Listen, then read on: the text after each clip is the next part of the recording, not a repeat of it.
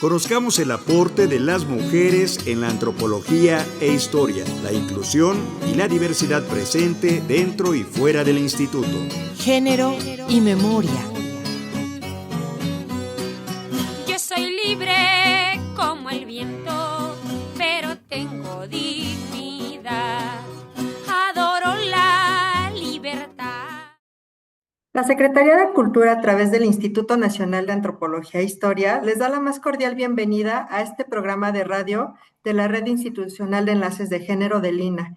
Mi nombre es Rocío Sánchez y los invito a que nos acompañen a una charla para conocer a nuestros invitados e invitadas, su labor, el aporte de las mujeres en la antropología e historia, la inclusión y diversidad que se da dentro y fuera del instituto y la maravillosa manera de comunicarnos a través de la radio. Ese medio que históricamente ha llegado a nuestros oídos y que ahora se ha transformado sin dejar de ser el precursor de la comunicación escucha.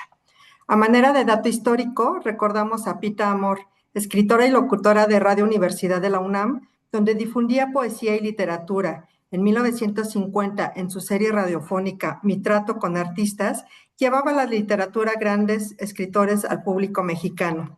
Datos que pueden consultar en internet en el archivo Mujeres Protagonistas en la Historia de la Radio en México. Ya lo decía la escritora y poeta sonorense Julia Melissa Rivas. Esto de aquí es el sacrificio de la mente, ser una visita en mi propia casa. Eso que se oye es la palabra que le significa, la palabra, la inexplicable vida. Y es así como, dejando registro de la palabra, vida y memoria de nuestras antropólogas en la historia de nuestro país, el micrófono siendo nuestro aliado para llegar al público que nos acompaña en los medios oficiales del INAH, y que en esta ocasión tenemos el capítulo dedicado a Patti Olga Hernández Espinosa, que nos acompaña desde Sonora. Te agradecemos mucho para este capítulo, querida Patti. Hola, buenas tardes. No, gracias a ustedes por la invitación. Yo encantada. Patti, para nuestro público que nos escucha y que nos ve, ¿quién es Patricia Olga Hernández Espinosa?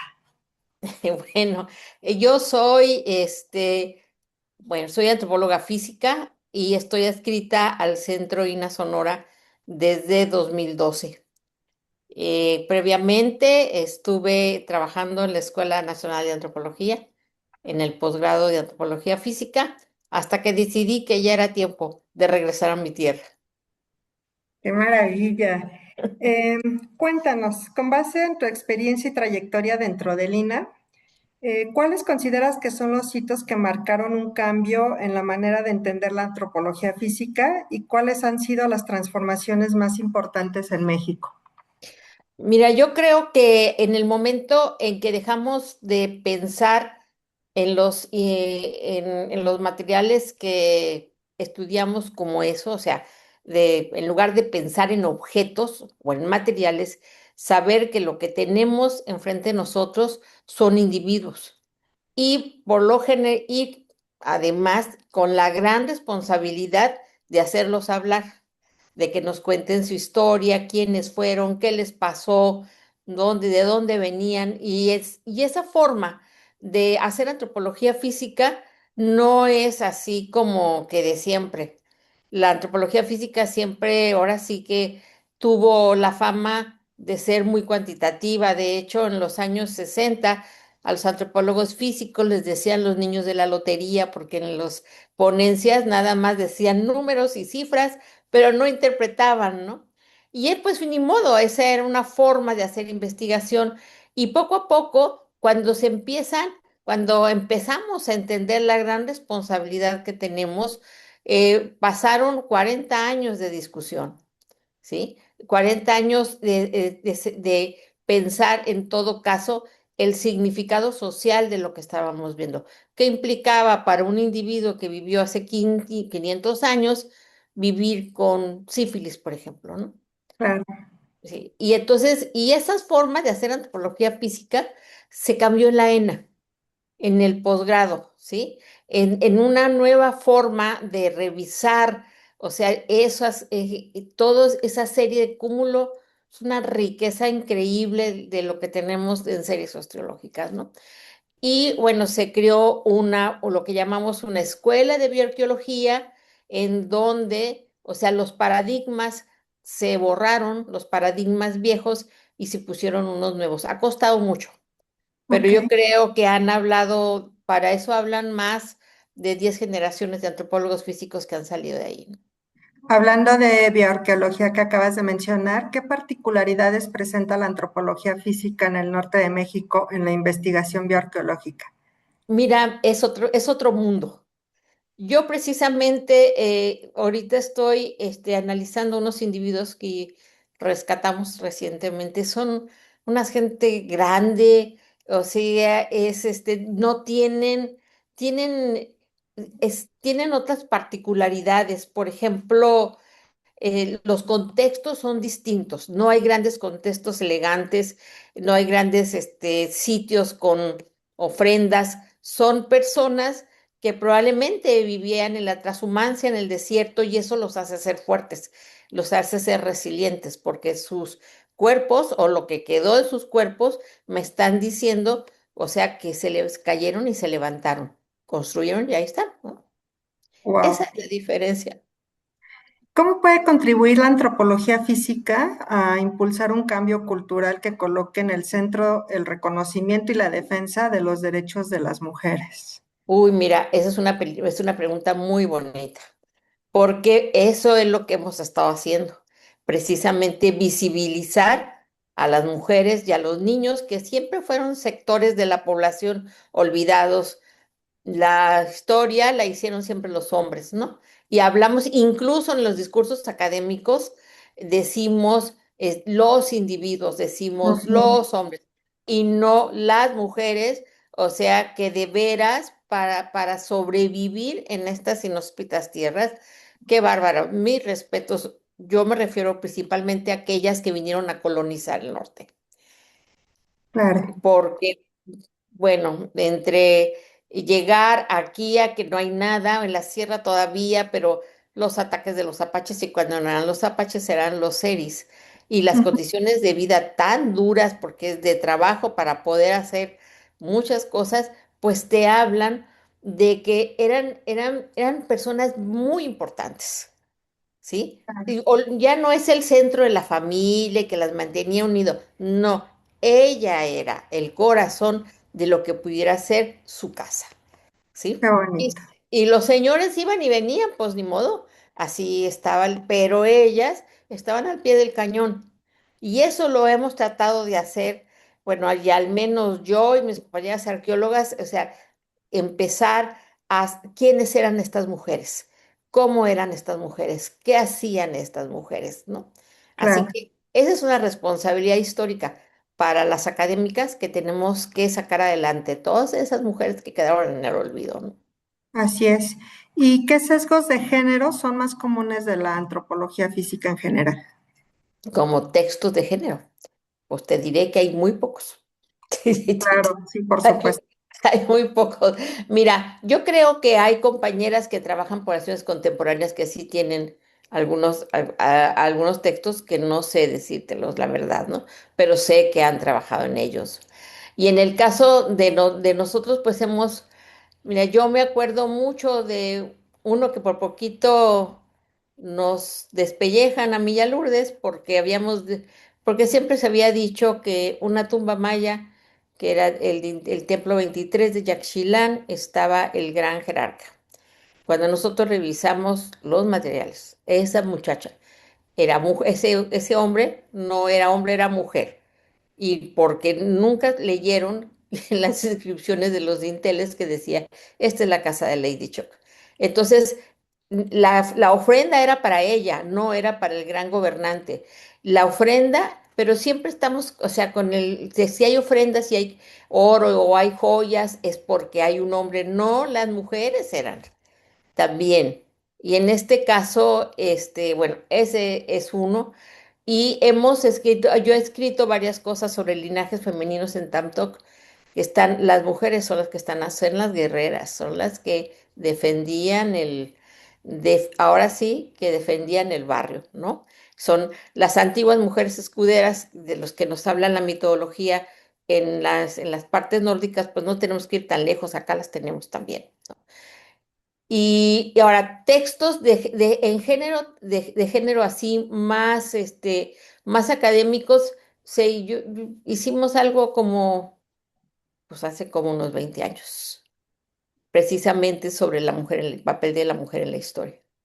que ya no es tan reciente, o sea, ya tenemos No, tiempo no, así. sí, o sea, pero esa tendencia o sea, esa línea de género en realidad se mezcla con estas nuevas formas de hacer antropología física, en donde rescatamos la interseccionalidad para poder explicar lo que estamos viendo, que antes no explicábamos, ¿no? Hablando de estas nuevas formas, en tu trayectoria también has impulsado la formación de nuevas generaciones de profesionistas en antropología física. ¿Qué consideras fundamental en la formación de quienes se dedican a esta disciplina? Híjole. Mira, yo creo que es básico entender qué es lo que estás estudiando. A quiénes está estudiando. ¿Por qué estás estudiando antropología física y no por qué no estás estudiando arqueología o lingüística o no sé, pues las disciplinas? Porque finalmente nosotros estudiamos al hombre, pero inmerso en una esfera que no vamos a poder separar, que es la esfera cultural. Pero también pensamos en un hombre y una mujer, ¿sí? Que vivieron su vida diferente porque tú tienes un yo biológico, ¿no? Es tu yo, pero también tienes una posición social que Claro. te lo da tu acceso al trabajo, pero también tienes una posición política, ¿no? Tus creencias y lo que defiendes. Eso está en tu cuerpo. Y Ujú. eso es lo que yo he estado enseñando. Que esa gente, esos nuevos alumnos piensen en esos individuos como o sea, no son tanto multipersonas, ¿no? Sino son las diferentes, su cotidianidad tiene muchos aspectos en la vida diaria y tiene que estar inmersa en el cuerpo. Y no Claro. podemos hablar de ellos solos, hay que hablar en sociedad. Hablando justo ahorita de lo que mencionas de estas generaciones que estudian, en particular en la Escuela Nacional de Antropología e Historia, desde tu perspectiva, ¿qué aportes específicos puede hacer la antropología física al diálogo con la arqueología, la historia, para reconstruir el pasado? Mira, pues yo creo que lo más importante es reconocer que nadie sabe todo, que cada quien tiene el pedacito de un pastel. Y si lo juntas, puede ser un pastel muy bueno. El Mm. caso es que tenemos que dialogar las disciplinas, cada quien tiene aportaciones. O sea, el pasado no es lineal porque siempre lo hemos concebido lineal y que el pasado fue mejor. No, yo creo que fue una forma de vida, ya pasó. Tenía a su alcance diferentes, o sea, acceso a tecnologías diferentes, a cosas diferentes, a formas de vida diferentes. Pero esto que me preguntas, yo lo he discutido, por ejemplo, con un lingüista, ¿no? Finalmente llegamos a lo mismo a través de diferentes caminos, pero eso es porque pensamos que somos los únicos que hacemos lo que hacemos. Y no, el estudio del hombre, y de las mujeres y de los niños, tiene muchísimas aristas. Cada quien tiene su parte, pero hay que unirlas. Claro. Y hablando justo de estas otras áreas, ¿cuáles son los principales desafíos metodológicos para interpretar colecciones osteológicas en contextos arqueológicos? Mira, las principales limitaciones es primero que el contexto no esté alterado.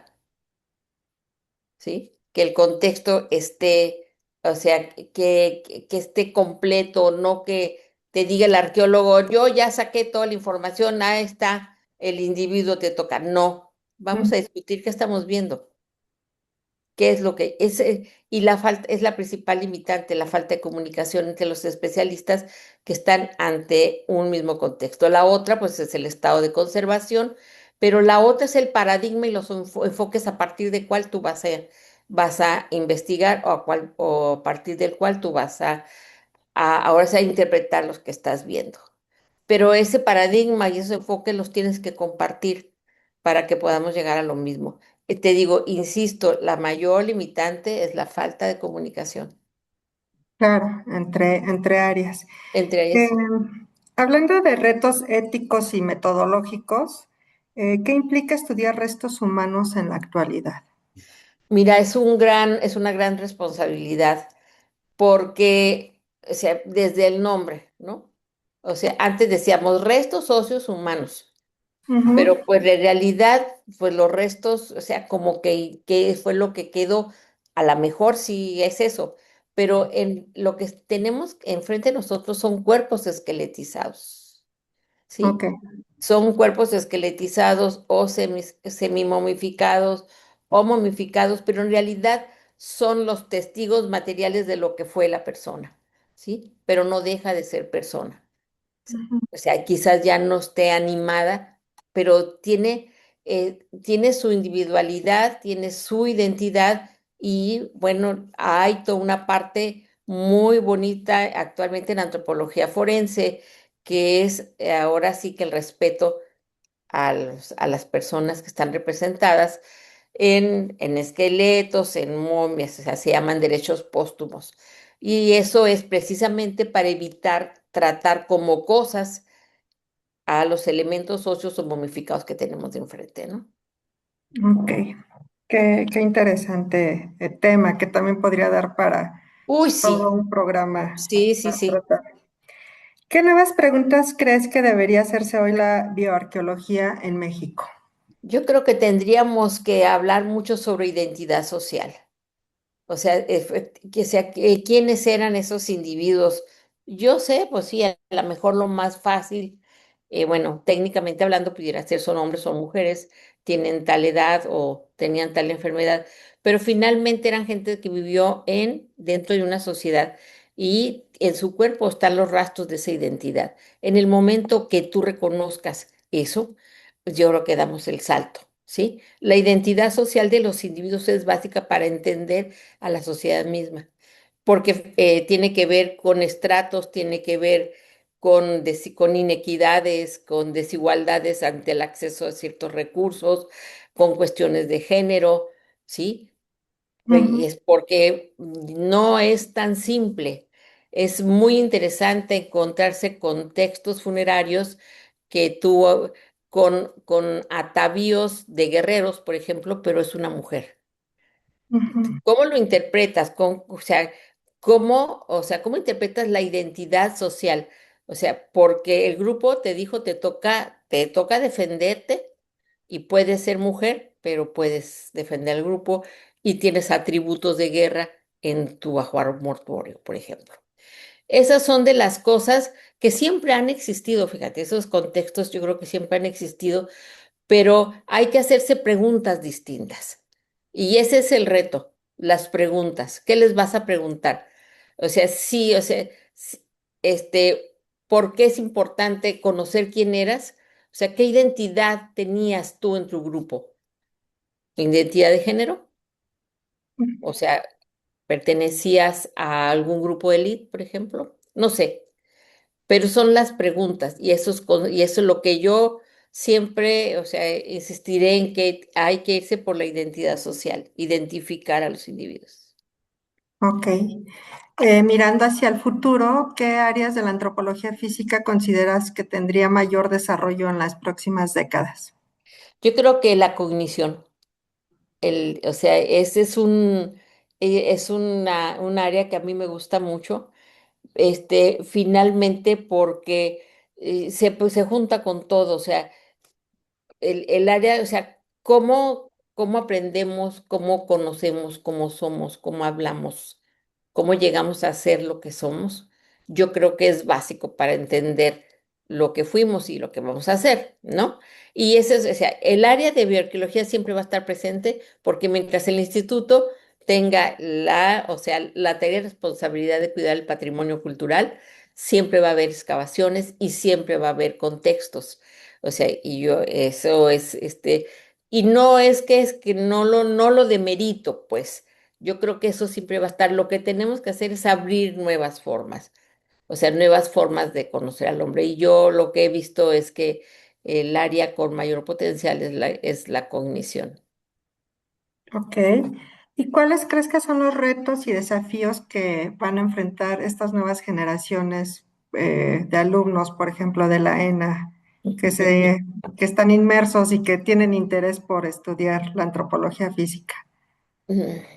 Ay, no quiero ser de mal agüero, pero yo creo que las personas finalmente estudian para hacer algo en la vida y hay que buscar nuevas formas de, ahora sí que de ejercer la antropología y la arqueología. Creo que hemos estado cobijados por los esquemas institucionales y finalmente ya no están funcionando, ¿no? Porque ya los recursos se van a otro lado. Entonces no hay plazas. Y en el caso, por ejemplo, bueno, de Melina, o sea, tú lo sabes, somos la comunidad de investigación, somos una comunidad envejecida, ¿sí? No, sí hay nuevos cuadros, claro, y muy buenos, pero no hay la capacidad para absorberlos eh, institucionalmente. Entonces, yo creo que es dónde trabajar, en dónde, cómo desempeñar para tu entrenamiento técnico y académico, o sea, que no sea bajo el cobijo institucional. Eso también es una gran responsabilidad porque legalmente no lo podemos hacer, ¿no? Claro. Sí, entonces es ese doble juego. Pero también yo creo que lo que más interesa para estas nuevas generaciones es saber que hay cosas, por ejemplo, estudiando a estos individuos representados en tantos esqueletos, es ¿por qué? ¿Por qué estudiarlos? ¿Para qué estudiarlos? O sea, cómo transformar la información en parte de mi historia, o sea, en parte de nuestra historia como nación, como sociedad, ¿no? Yo Claro. creo que ese es un reto bien, bien interesante porque a veces formamos técnicos, la gente está muy embebida en programas extranjeros que los forenses hacen maravillas y tienen lo que no hay y lo que no existe y lo menos nosotros. Yo creo que eso no es, sí, la antropología física forense tiene una gran responsabilidad. Ahí sí hay un camino abierto y hay muchas posibilidades de caminar por ahí, porque creo que hace falta, o sea, los problemas sociales derivados de personas desaparecidas y todo esto de personas sin identificación es un problema social muy duro. Por allí, o sea, por allí podemos, pero los que quieren dedicarse a la academia como yo, pues hay que buscar unas formas imaginativas de sobrevivir en este sistema que no hay plazas y no hay dinero, ¿no? Sí. Oye, ¿y has visto algún cambio significativo en cuestión de género? Que bien lo decías al inicio, que al inicio era la mayoría hombres, a la actualidad, ¿sí hay un cambio significativo de mujeres dedicadas a la antropología física? Fíjate que sí, yo me acuerdo cuando yo era estudiante, o sea, los antropólogos físicos, bueno, yo entré a la escuela para estudiar arqueología y mis primeros semestres eran para estudiar arqueología, después decidí que no era lo mío y me cambié a la antropología física y entonces yo me acuerdo que eran personas distintas, muy bien vestidas, o sea, era otro tipo de gente al común de las personas que estábamos en la escuela de antropología en los años 70, ¿no? Claro. Entonces, y principalmente había más hombres que mujeres, pero se fue feminizando, la misma disciplina se fue feminizando. Yo puedo decir que puede haber un ingreso paritario, Ok, pero las que determinan son las mujeres, ok. Es ¿sí? un dato bastante interesante, Muy también de interesante. estudio, No, totalmente. y más que nada de cerrar círculos, de la responsabilidad de acabar lo que iniciaste, ¿sí? Claro, por supuesto. Y además muchas de ellas con trabajos importantes, o sea, no son gente que está dedicada al estudio totalmente, ¿no? Y sí hay casos de compañeros muy buenos, pero siguen siendo las mujeres las que se reciben más rápido. Ok, sí, totalmente es de estudio esta parte que nos acabas de comentar. Ya por último, ¿dónde podemos conocer más sobre tu labor como investigadora? Bueno, ¿en dónde?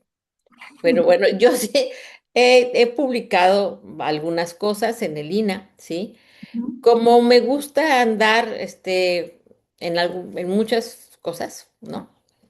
Se acaba de publicar un libro sobre historia colonial, sobre demografía de la región de Arizpe en el siglo XVIII, tratando con un enfoque de género sacar precisamente a relucir las mujeres que vivían en esa época. También tengo recientemente una obra colectiva a partir de un trabajo que he desarrollado durante 10 años en el Centro INA, que es un seminario empezó siendo de antropología física y terminó siendo todo el mundo que quiere conocer las poblaciones del norte, porque voltean para el norte y dicen que pues hay muchas cosas, ¿sí? Pero finalmente cuando yo llegué a Sonora, que yo quería buscar, no había. Entonces, formamos una red de investigación. Acaba de salir el primer libro de los resultados. Y bueno, pues, ¿en dónde más tú puedes ir? Pues en la mediateca. Mediateca de Lina. En la mediateca del. Justo los invitamos a que conozcan los trabajos de la doctora Patricia Hernández. Efectivamente, en Mediateca de Lina hay mucho de su investigación, en libros, revistas, en videos también de YouTube, de encuentros que se han realizado en diversas instituciones. Estamos muy a gusto platicando, querida Pati, pero el tiempo se nos agota. De esta manera nos despedimos. Estuvo con ustedes Rocío Sánchez y a nombre de Radio INA doy por terminada esta emisión que contó con la generosa participación de nuestra querida invitada Pati Olga Hernández Espinosa. Muchísimas gracias, Pati, por tu valioso tiempo. Gracias a ustedes por la invitación, lo disfruté mucho. Muchas gracias. Este programa fue posible gracias a la Coordinación Nacional de Desarrollo Institucional y a la Coordinación Nacional de Difusión. También agradecemos la participación y apoyo para la creación de esta emisión de Ana Galicia, Daniela Tovar, Gabriela Marentes, Evanibaldo Morales, Marta Hernández, Paula Bedoy, Rubén Martínez y Jerónimo Cuevas. Esta fue una realización de Radio INA. Hasta la próxima. Hasta luego. Bye. Hola, mi nombre es Renata Islas, formo parte de la Red Institucional de Enlaces de Género y el día de hoy quiero tomarme un par de minutos para platicarles acerca de la perspectiva de género. Les cuento que según la Ley General de Acceso a las Mujeres a una Vida Libre de Violencia, esta perspectiva es una visión científica, analítica y política que se propone eliminar las causas de la opresión de género, tales como la desigualdad, la injusticia y la jerarquización de las personas basada en el género. Integrar la perspectiva de género en las acciones del INA no debe ser visto nunca como un tema accesorio u opcional. Es una condición básica para cumplir con nuestra misión de manera justa, eficaz y democrática. En un país como México, con tantas brechas históricas entre mujeres y hombres, las cuales se reflejan en la violencia y en diversas desigualdades estructurales, las políticas institucionales no pueden ser neutrales, porque la neutralidad muchas veces reproduce la desigualdad. Incorporar esta perspectiva en el INA implica revisar cómo diseñamos los programas, cómo distribuimos los recursos, qué acciones consideramos prioritarias y a quienes dejamos fuera incluso sin darnos cuenta. Significa reconocer que las experiencias, necesidades y riesgos no son iguales para todas las personas y que si no lo tomamos en cuenta, nuestras acciones pueden reforzar exclusiones existentes. Se trata entonces de asumir una responsabilidad ética con la sociedad. Un INA que siga incorporando la perspectiva de género no solo transformará sus prácticas internas, sino que nos dejará ver que la igualdad sustantiva es un principio que guía sus acciones y un objetivo que orienta su trabajo cotidiano. Para esto, a quienes forman parte del Instituto Nacional de Antropología e Historia, les invitamos a responder el diagnóstico Perspectiva de Género en el INA, que pueden encontrar en la página de Facebook de la Red Institucional de Enlaces de Género. Su voz es importante para construir un INA libre de violencia.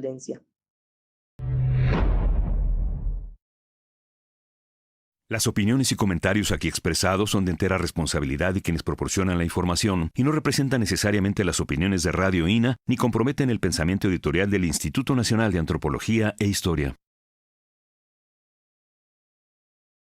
Instituto Nacional de Antropología e Historia. Secretaría de Cultura. Gobierno de México.